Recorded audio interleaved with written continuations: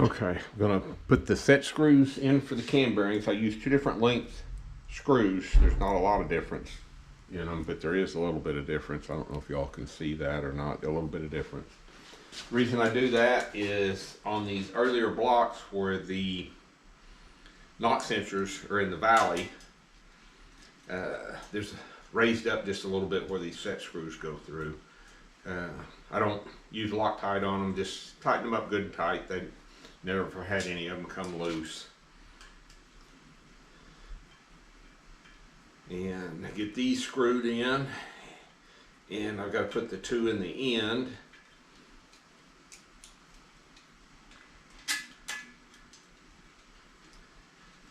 And then I'll show you kind of what it looks like down in the valley. There they are. All right.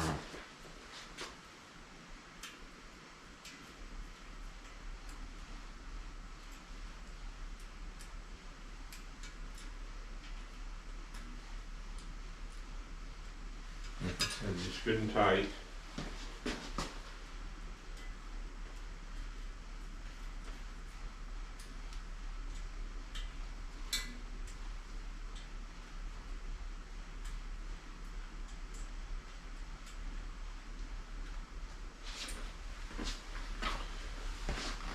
Got those stuck in.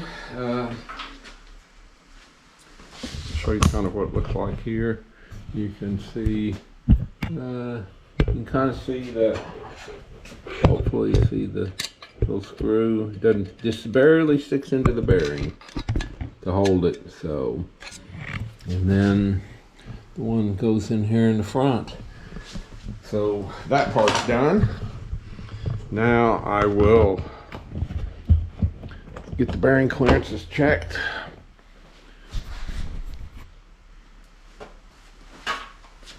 Use a company called Dido. Some people probably know about it, some don't. They're made in Japan. Very high quality bearing. Been using them for a lot of years. Really like the quality of the bearing. There's no upper and lowers to them. And they sell them in what you would consider half sets. And they make 1s, standards, and 1Xs. And there is no up and down to them as far as top and bottom, which makes it nice so you don't have to split up a bunch of bearings and try to get your clearances right. I normally put a little lube under the head of the bolt here where it goes on the rod, and then lube up the threads.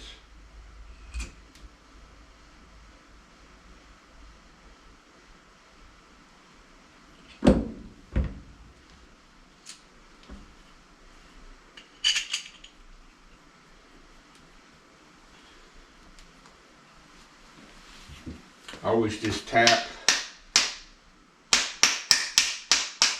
on with a mallet.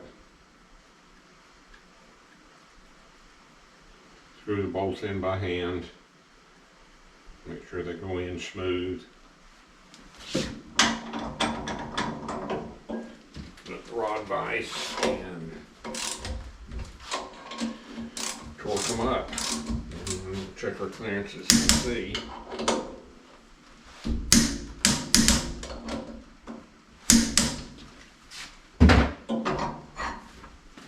I've already set my dial bore gauge to the size of the crankshaft. Now let's see what we got here. That is 3.1, and I check it at a 45. That's a 3.5, and that's a 3.5. I run a little more clearance than a lot of people run, so that is where I'm going to set this motor up at. And I mark all the rods with the clearance on them, so when I go back to assemble it, I can mark my sheet of what kind of bearing clearances I have. Okay, had a couple of little interruptions, camera fell off, all kinds of things. Anyway, Don't know where I was at. So I got the bearing clearance checked on the rods. I'm gonna put the mains in the block, torque all that stuff up, check the clearance on that, and then I will be able to put the crank in, put the cam in, and I will fit the rings, and that should pretty well be able to get the short block all put together. I'm gonna turn the camera off now, go back and do the rest of the rods, and I'll turn it back on when I'm getting ready to do the mains. Okay, got all the bearing clearances checked here. Got them wrote on the rods, is how I normally do it. And then I'll mark it down on my sheet whenever I am assembling the motor. Go back, and I'm using the Dido bearings on the mains too. So I'm gonna get the clearance checked on that here real quick. Kind of one more look at the block before I start doing that kind of stuff.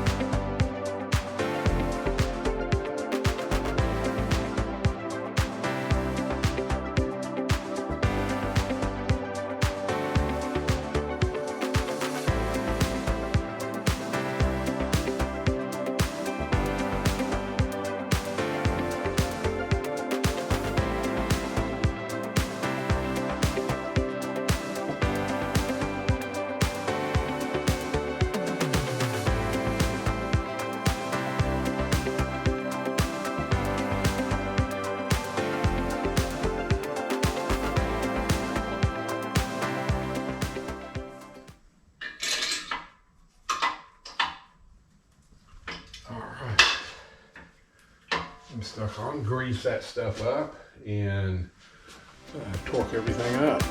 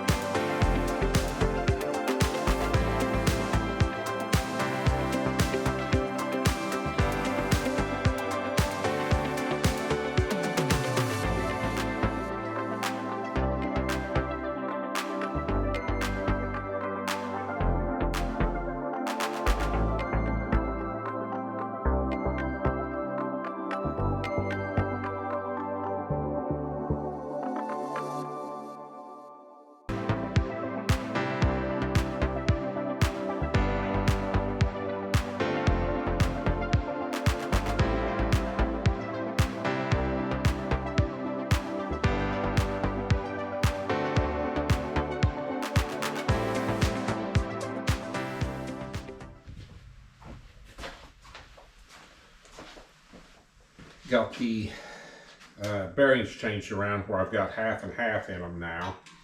So that should get me where I need to be.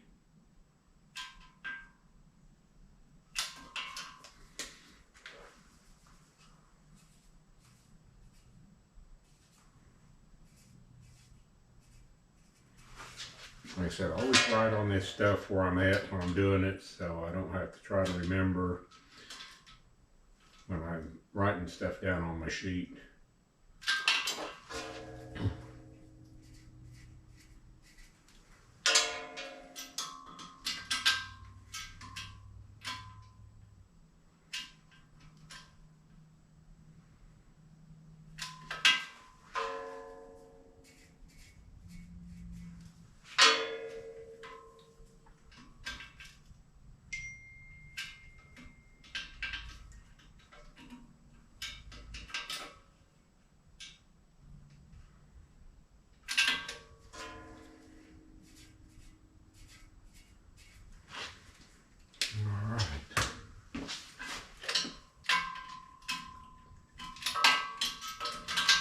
got that set.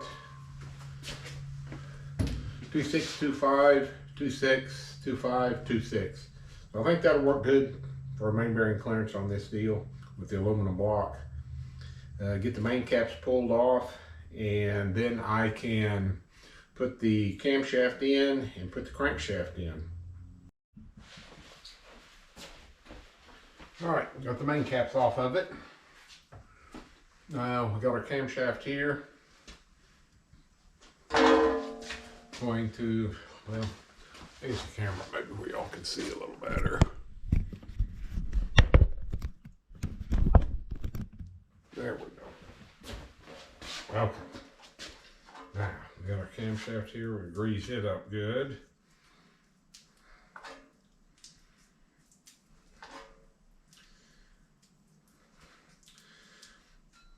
I always like to use a little assembly grease, even though it's a roller. Doesn't hurt to grease everything up real nice. Make sure it's lubed well. Usually get it to first two journals.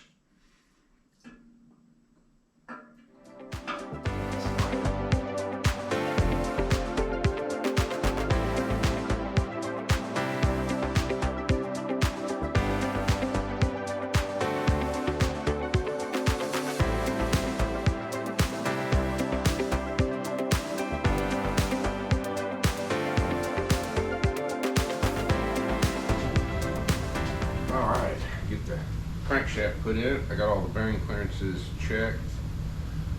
Some assembly lube.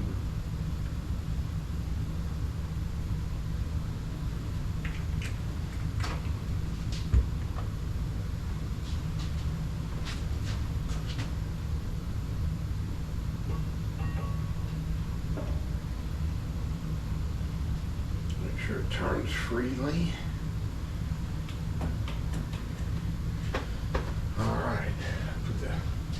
Main caps on here.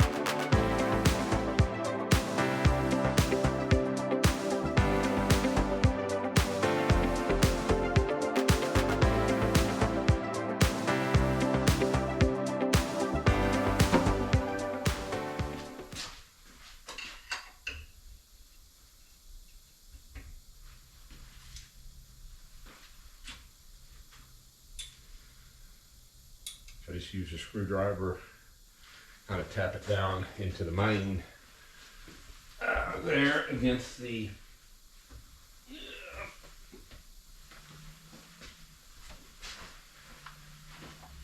cap and the main. Doesn't need to be tight, just tap it just a hair. Just to make sure that the thrust is seated all the way one direction.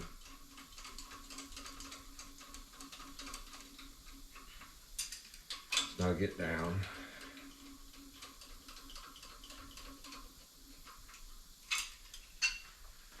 Alright, I'll grab an indicator.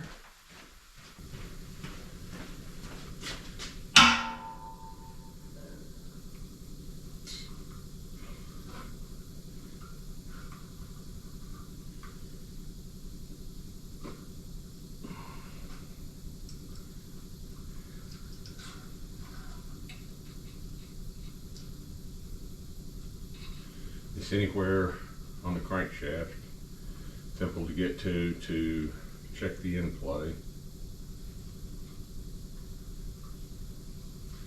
This go off the reluctor wheel on the LS here. It's easy to get to, and I can mount the indicator on the back of the stand.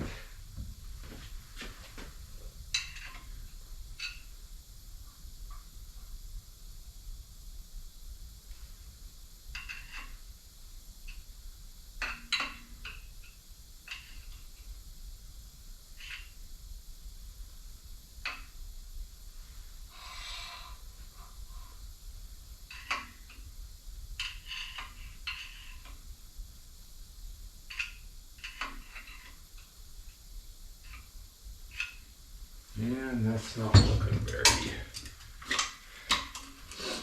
looking right.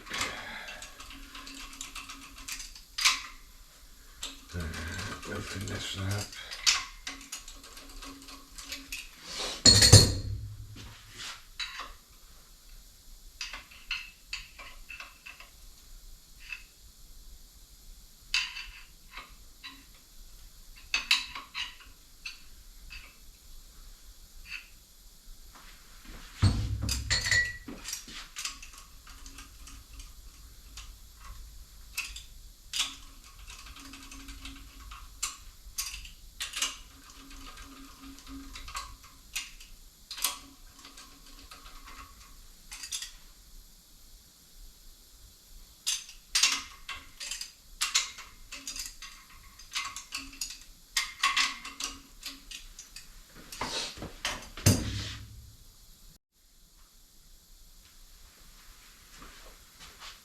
Okay, see what we got here.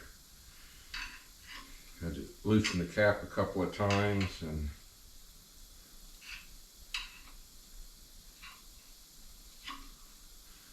move it around.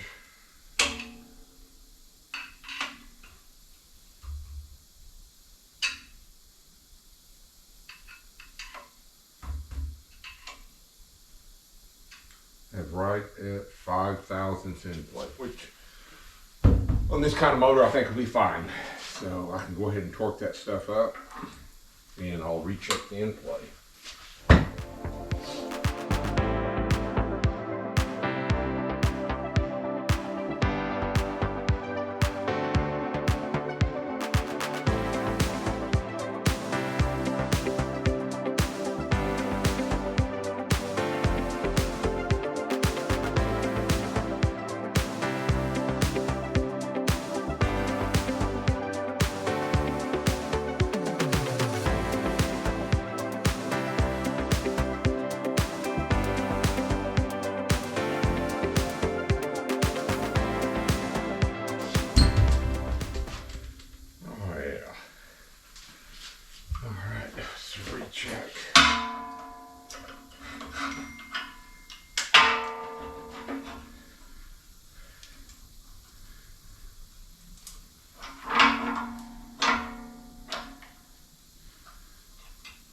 Endplay here.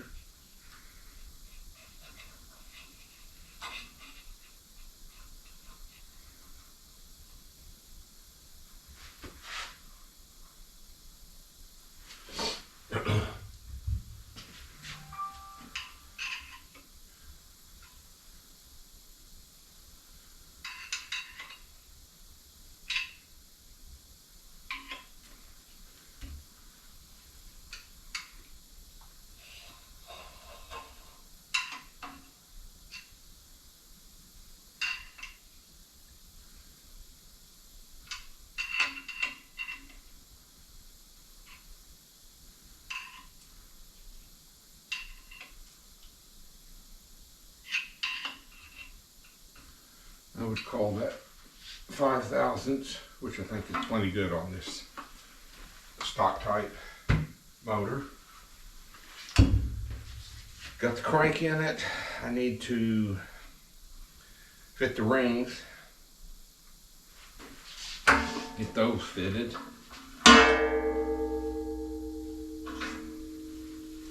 Get everything out to do that, and I'll show you how I fit rings.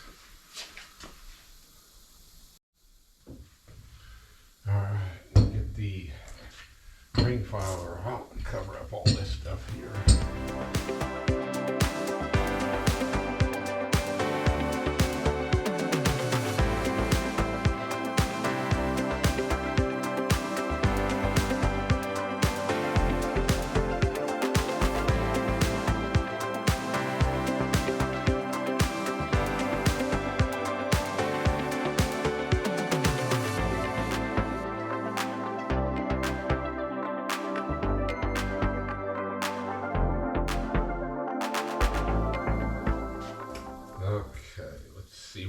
out here to start with.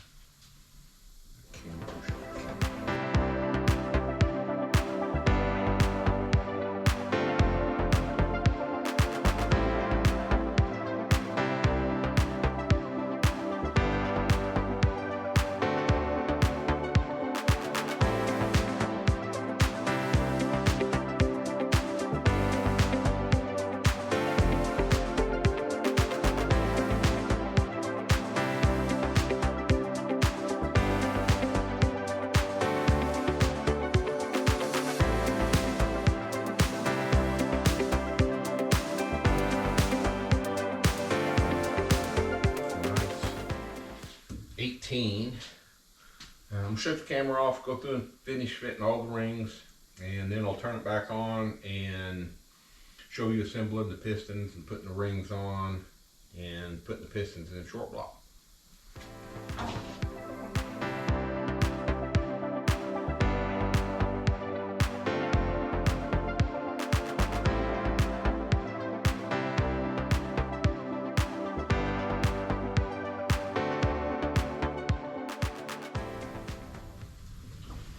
Okay, got the rings fitted. Go back and put the rods apart.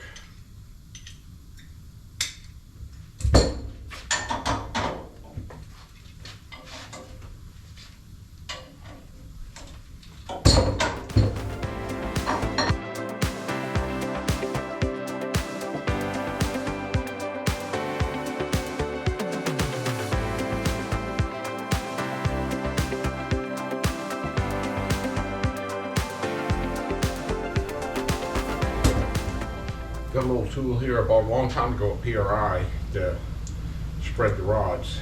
Got little rubber bumpers on it so it doesn't hurt the bearing, and it works real well to get the rods popped apart so you're not beating on them or beating on the bolts, getting them apart. I don't even know if the company's in business anymore.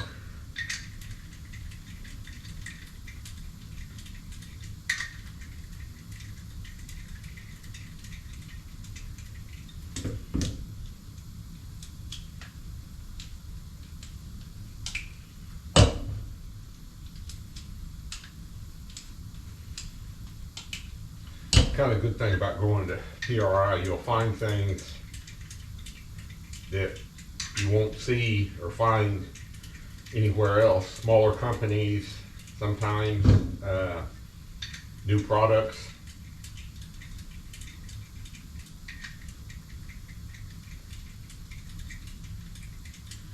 Which works out well. If I remember correctly, I think 1988 was the first year of PRI. I went to the very first PRI, I believe it was in Louisville. It was really a good, I guess you'd call it a good move on my part to go. I got to meet a lot of people, got hooked up with a lot of companies. It was before everything got bought up. And these smaller companies were, hungry for distributors and someone to sell their parts. So it was a good deal.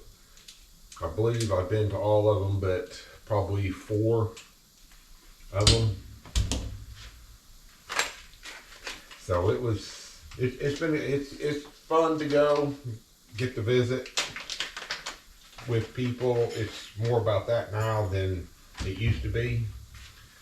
Let me get my little tool out here to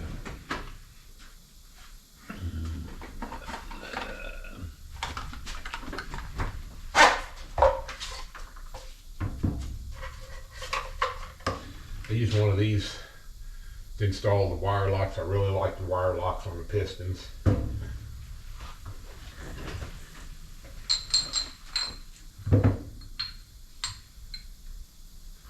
This uses a little clip.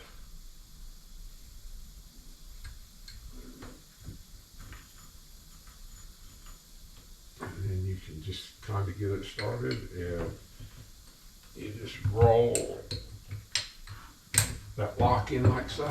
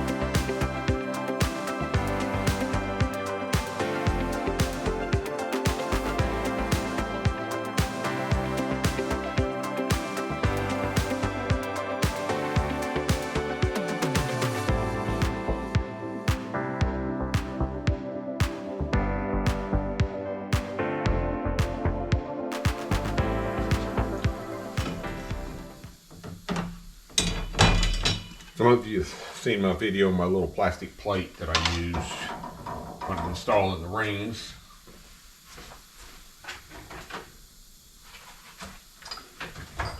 Just have a simple pair of ring pliers. Piston sets like so. And our second ring.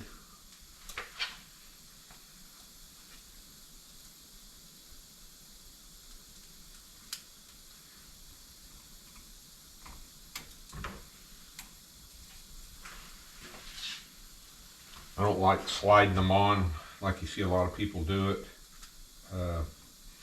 I have seen when you take a motor apart that doesn't have much time on it, you can see a funny wear pattern on the ring.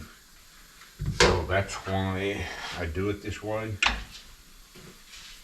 Just to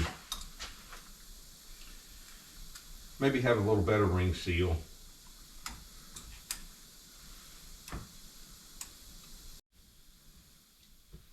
I moved the camera, maybe you can see a little better here when putting the rings on. I may have been kind of standing in front of it. I think you can see a little better. The rings have a mark on, mentioned, they have a little mark on the top that goes up on them. On the Molly rings, it's just a little M for Molly.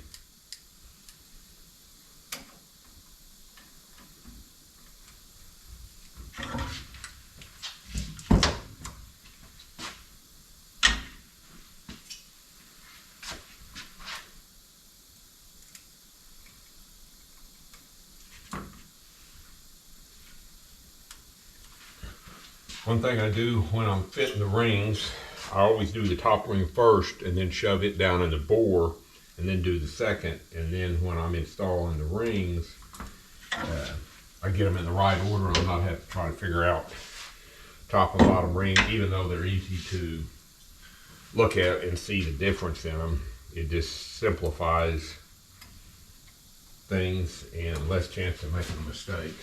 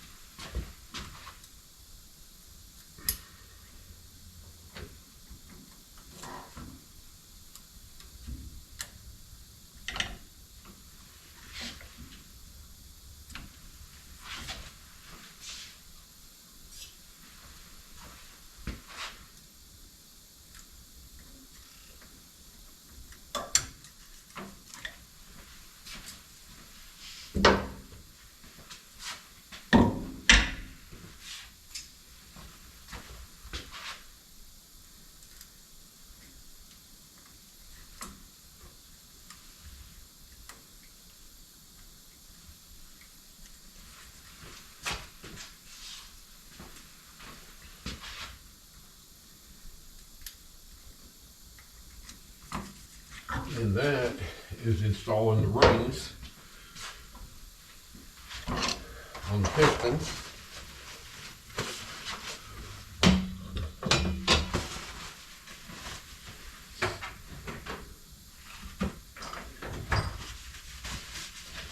All right,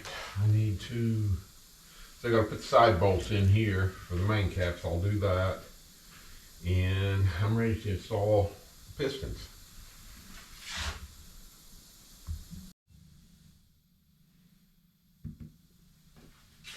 Okay, on the side bolts for the mains, a little grease, assembly grease on the threads, right on the end.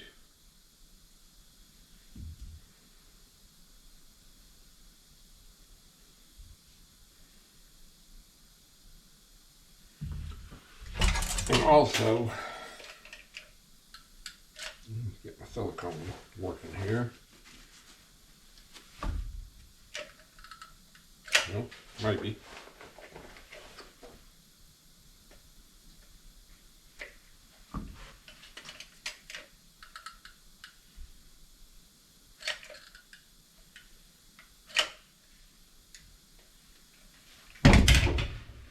There's really no seals on these side bolts, and I have seen small leaks from these bolts or a vacuum leak. So I just put a little sealer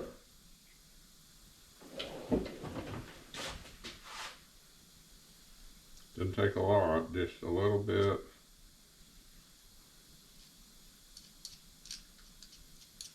Up there, just on the shoulder.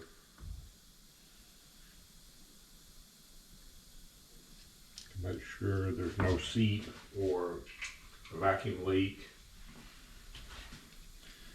On a wet set motor, it's probably not a huge, you're not going to lose vacuum, but on a dry set motor, you could lose vacuum by not having those sealed up.